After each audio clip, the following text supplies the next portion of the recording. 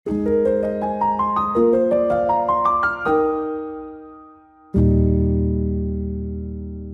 Bapak Ibu dan Saudara-saudari yang dikasihi Tuhan Yesus Kristus. Apa kabar Anda hari ini? Dimanapun Anda berada, saya berharap Anda selalu dalam keadaan yang baik. Dan sangat senang saya kembali bisa menyapa Anda melalui program Sapaan Gembala GKI Manyar. Saudara dan saudari yang dikasihi Tuhan, ketika kita membaca Injil Markus pasal 7 ayat 1-13, kita mungkin mendapat kesan bahwa Yesus sedang semata-mata memperdebatkan soal ritual mencuci tangan. Padahal saudara, kalau kita mencermati bagian ini, ada sebuah persoalan yang jauh lebih dalam daripada sekedar mencuci tangan. Di dalam teks kita hari ini dikisahkan bahwa Yesus sedang membongkar sebuah kecenderungan manusia yang sesungguhnya selalu muncul setiap zaman, yaitu menggunakan aturan untuk menghindari tanggung jawab yang sebenarnya. Dan itulah saudara yang setepatnya menjadi kritik Yesus terhadap orang-orang Farisi. Kita pasti sepakat bahwa pada dasarnya saudara, aturan keagamaan itu bersifat mengatur kehidupan supaya kehidupan kita bersama berjalan dengan baik, dengan selaras. Tetapi dalam praktiknya pada masa itu, aturan-aturan keagamaan itu justru menjadi tempat untuk lari dari tanggung jawab. Para pemuka agama merasa sudah benar dengan dalil bahwa mereka sudah memenuhi prosedur-prosedur atau tradisi-tradisi keagamaan. Meskipun ironisnya pada saat yang sama, mereka sudah mengabaikan hal yang lebih penting, yaitu kasih dan hormat kepada sesama manusia.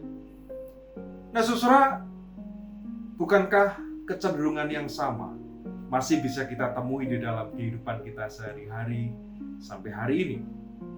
Ini bukan hanya persoalan yang terjadi pada zaman Yesus, bukan?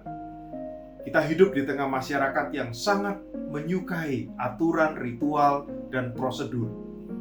Sehari-hari kita temui di kantor, di sekolah, di kantor-kantor pemerintahan, bahkan di dalam gereja.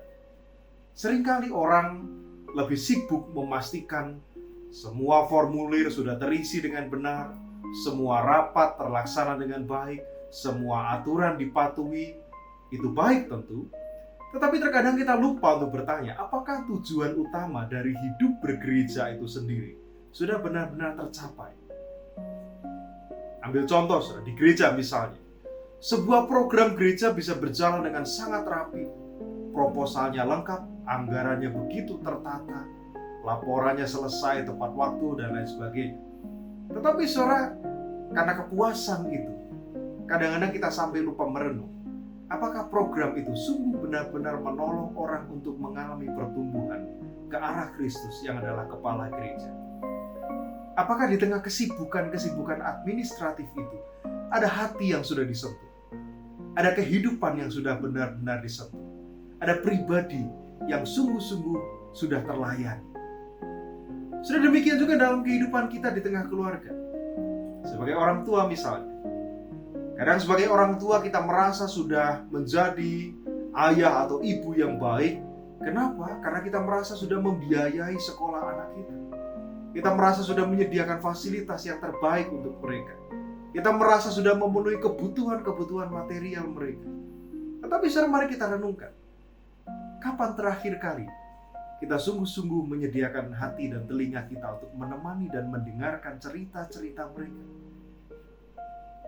Ketika kita terlalu sibuk memenuhi aturan-aturan, tanpa sadar mungkin kita sedang kehilangan relasi kita dengan sesama manusia. Ada keterputusan relasi antara kita dan sesama kita.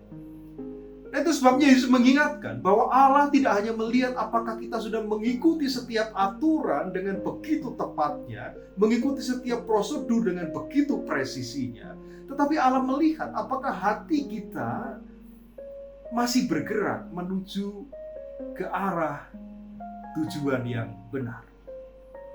Aturan tetap diperlukan, tradisi tetap diperlukan, tata kelola tetap diperlukan, tetapi semuanya haruslah melayani tujuan kasih Allah, bukan menggantikan tujuan kasih Allah.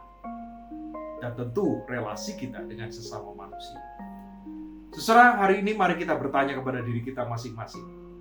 Kira-kira di area mana saya sedang bersembunyi di balik aturan, di balik jabatan, di balik rutinitas kehidupan, atau di balik setiap prosedur yang kita lakukan dengan begitu teliti dan tertata itu. Apakah kita sedang bersembunyi di baliknya? Adakah sesuatu yang seharusnya saya lakukan, tetapi justru saya hindari karena merasa sudah cukup memenuhi kewajiban-kewajiban formal kita?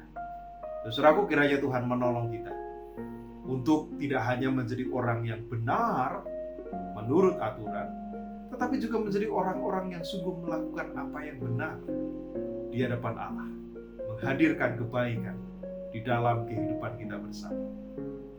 Selamat merenungkan. Salam.